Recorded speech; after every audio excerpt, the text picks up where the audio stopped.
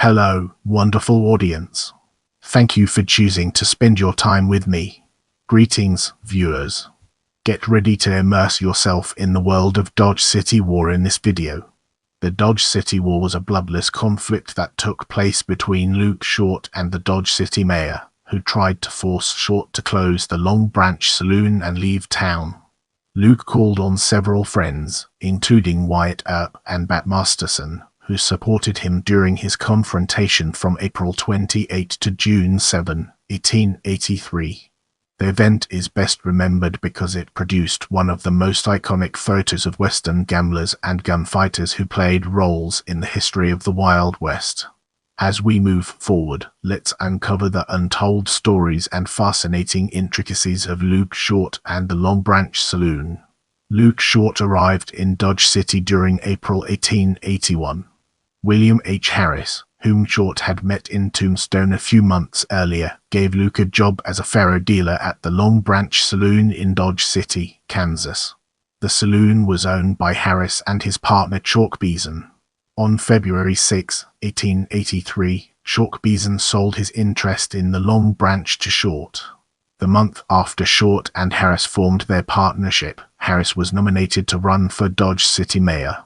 On March 19, 1883, a law and order group nominated Lawrence East Digger to run against Harris.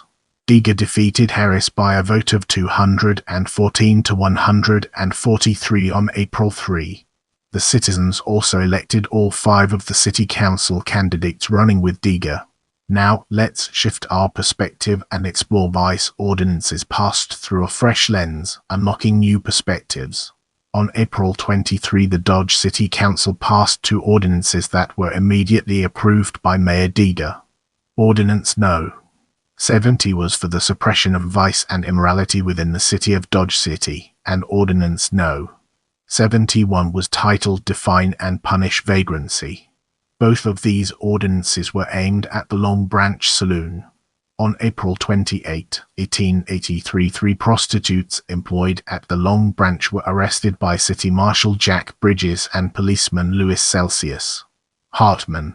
The Ford County Globe reported, it was claimed by the proprietors that partiality was shown in arresting women in their house when 2 were allowed to remain in A.B. Webster's saloon, 1 at Hines and Kramer's, 2 at Nelson Kerry's, and a whole herd of them at Bond and Nixon's dance hall.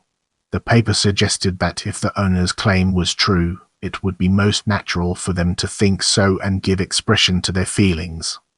That evening, Short and Hartman got into a gunfight. Neither man was hurt. Short was quickly arrested and released on $2,000 bond. His preliminary examination was set for May 2. Short told the Globe, their policeman attempted to assassinate me and I had him arrested for it and had plenty of evidence to have convicted him, but before it came to trial they had organized a vigilance committee and made me leave, so that I could not appear against him. Get ready for an exciting exploration as we unravel the mysteries of Luke Short forced out of Dodge. On April 30, Luke Short was again arrested along with 5 other gamblers and placed in jail. The following day, Short and the 5 others were escorted to the train depot and given their choice of east or westbound trains. Short went east to Kansas City, Missouri, where he looked up Charles East Bassett at the Marble Hall Saloon. Bassett and Luke had a lot in common, not the least of which was that they both, at different times, owned an interest in the Long Branch Saloon. Bassett had served as the first sheriff of Ford County, as well as city marshal of Dodge City. Both Wyatt, Earp, and Masterson had, at various times, served under Bassett as deputies. Short and Bassett, along with William Fahrenheit Petillon, began planning Luke's return to Dodge. Luke went to Topeka on May 10, where he presented a petition to Governor George W. Glick. Upon learning the details of how Luke and 5 others had been forced out of town using extrajudicial means, told Sheriff George T. Hinkle, this action simply shows that the mayor is unfit for his place, that he does not do his duty, and instead of occupying the position of peacemaker, the man whose duty it is to see that the ordinances are enforced by legal process in the courts, starts out to head a mob to drive people away from their homes and their business. Glick arranged a 10-day cooling-off period to allow Short to return to Dodge and sell the saloon. The governor's offer was not well received by some Dodge City citizens. 13 men published a statement in the Topeka Daily Capital on May 18, in which they said that if Short overstayed the 10 days, they would not be responsible for any personal safety. Short returned to Kansas City, where he was joined by Bat Masterson. He had no intention of being forced to sell his saloon and leave Dodge within the 10-day period.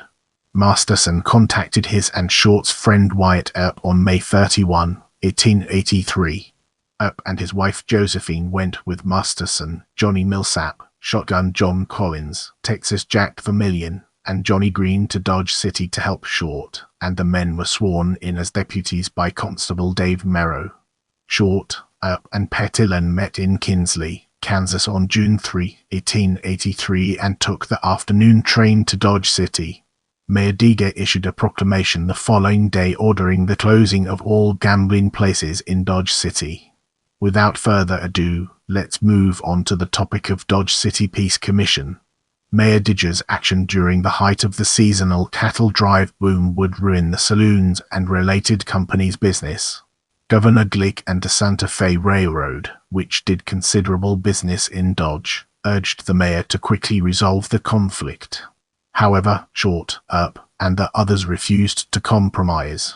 Seeking to avoid a confrontation with the deputized gunmen, and under pressure from Governor Glick and the Santa Fe Railroad, the mayor and city council backed down. On June 9, they allowed the gambling halls, dance halls, and saloons to reopen, including the Long Branch. Both sides met in a dance hall that night and resolved their differences. Now, let's shift our perspective and explore historic photo through a fresh lens, unlocking new perspectives. The following day, June 10, 1883, 8 men gathered and posed for what has become one of the most reproduced Wild West history photos. The group was immediately dubbed the Dodge City Peace Commission. The 8 men in the historic photo were William H. Harris, Luke Short, Bat Masterson, William Fahrenheit, Petillon, Charles East, Usset, Wyatt Earp, Michael Francis, Frank McLean, and Cornelius Neal Brown. Immediately after the photo was taken, Bat Masterson and Wyatt Earp departed on a westbound train for Colorado. Economics rather than bloodshed forced resolution of the Dodge City War. Now, let's shift our perspective and explore Luke leaves Dodge City from a different angle. On November 19, 1883, Short and Harris sold the Long Branch to Roy Drake and Frank Warren. Short then moved to San Antonio for a brief time before deciding to relocate in Fort Worth. Thanks for being a part of this amazing journey. I can't wait to bring you more exciting content.